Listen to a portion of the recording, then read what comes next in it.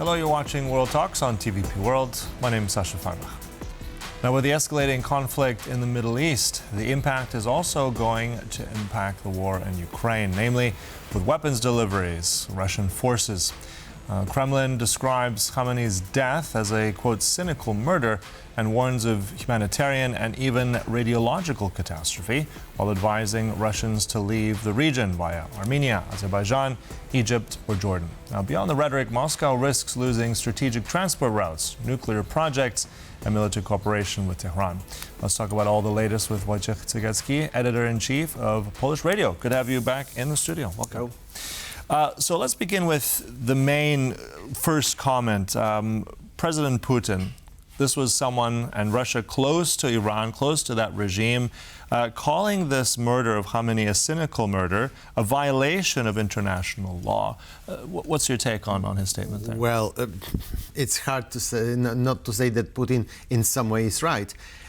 Because it is a violation of international law. However, if violation of international law, that sentence is used by a person who is a war criminal, so well, that's the world that we are living in. Of course, Khamenei was a close ally of Russia. However, the statement, this Putin statement is, I'm not surprised by it. Putin says many strange things, in our perception at least. He stayed silent for the first couple of hours, as I've noticed. It was also very interesting because basically, right now, Iran is a kind of a field also of, I would say, battle between Russia and China. We cannot forget that China is the Iran's ally who was sending Iran a weapon between June 25, the last American and Israel intervention in Iran, between these two attacks. It was China who was sending military equipment, very sophisticated sometimes. It was China who was supporting much more Iran in terms of military, because knowing its the reality from the Middle East perspective, it was obvious that this conflict would erupt in some time. I remember I was in Israel in November, and everybody, every kind of an expert, generals, they were all telling me that there will be a conflict in Iran, and this is the matter of time. So it was China who was delivering support, not Russia, because Russia is of course very busy with Ukraine. So I guess apart from this, I would say very obvious statement, however it sounds, from Putin, in the next days or weeks, we could see very interesting, well, kind of a battle between Russia and China on the support of Iranian regime, because of course the death of Khamenei is that doesn't mean that that regime is collapsing. All right, you mentioned weapons. This is another thing I want to ask you, because we know that the Iranians had supplied Russia with a lot of the Shahed drones that have been really lethal, especially in Ukraine, killing energy, civilians, you name it. A lot of that has shifted in terms of production, but how vital is that link? And if this instability continues, what does that mean for software updates, components, Shahed, anything going from Iran to Russia? I guess Russia will have some problems in it, because if we could see, this is the very complicated link, but I will try to summarize it. What we can see right now from the American and Israeli tactic in terms of where the bombardment takes place, we could see that the US is trying to destroy the whole weapon industry in Iran. They are not bombing the nuclear sites. They are rather bombing places where Iranian drones have been made, weapons, etc., etc. Just to probably to destroy the Iranian facilities. What it might cost to Russia is basically losing a very important place when they are buying these cheap drones or, as you've said, software, etc. So I guess the Russia would right now start to see the different direction where they can get these drones, because for sure Iran has some kind of weapons stored, and I don't see the delivery being disturbed in the next days.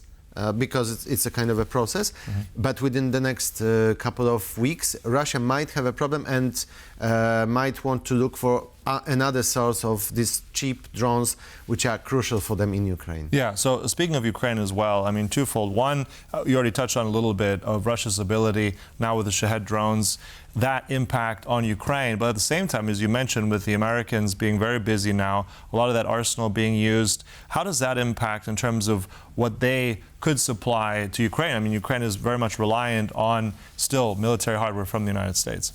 It will all depend on how long this conflict with Iran will be going on. My prediction is that it will be even longer than President Trump predicts. He said last night it would be 4 up to 5 weeks, or as long as it would take. But my guess is that it is as long as it would take will be much more than 5 weeks. So as for now, I don't see, or it seems like that there is no there is no danger that the weapon that Ukraine is getting from the US will be in some danger. But the thing is, what would happen within the next, let's say, 6 weeks? When the Americans will be very busy also in terms of production, because we can see that they are using very sophisticated weapon. They are using much of this weapon because the bombardments are very intense. Iran is not gonna. They even said last night that they are not gonna talk anymore with US. They are not gonna negotiate. So that war really would take much longer than some of the Trump's administration expert predicts. So in another month or 2 months, both Russia and both Ukraine would have to start to look for a new supply route or new weapon, basically. Speaking of supply routes as well, let's talk about the wider region. If we're looking at that alliance that we said between Iran and Russia, also very much if this instability continues, we're not sure what will happen to the regime, but let's say it continues. I mean, Russia right now seen very much not as the most credible ally. I mean, if we look at Syria, if we look at Venezuela, now Iran, how, let's say, could this play out? How weak is Russia right now? If we look at the Caucasus, how will those countries react to all this? How will that instability potentially flare out? I don't think that Caucasus would react basically directly to Iran's war. Second thing is that I don't see regime collapse in Iran within the next couple of weeks. The US and Israel would have to attack Iran constantly for weeks and even months to destroy the regime. It's very hard. But of course, I would rather see the Caucasus or these kind of areas reacting to what's going to happen in Ukraine because of the connection with Iran. But that's going to take a long time. Russia is weak. Everybody knows it, maybe except Putin. But we will see in the next weeks if Russia will be, if Russia's power to attack Ukraine with the drones and not only with this will be shifted because of this supply weapons or not. It's very hard to predict what's going to happen in terms of alliance between Russia and Iran, China and Iran. What we know for now is that it's the regime collapse in Iran is not going to happen soon, so the alliances will hold. The question is if China would not overthrow Russia with the links to Iran because of the China's support. All right, so several layers, and of course it's developing. So, but looks, thanks for bringing that expertise here with us, Wojciech Cegielski there from Polish Radio. Thank you. And thank you for watching. That concludes World Talks, but stay right here on TVP World for more. Goodbye.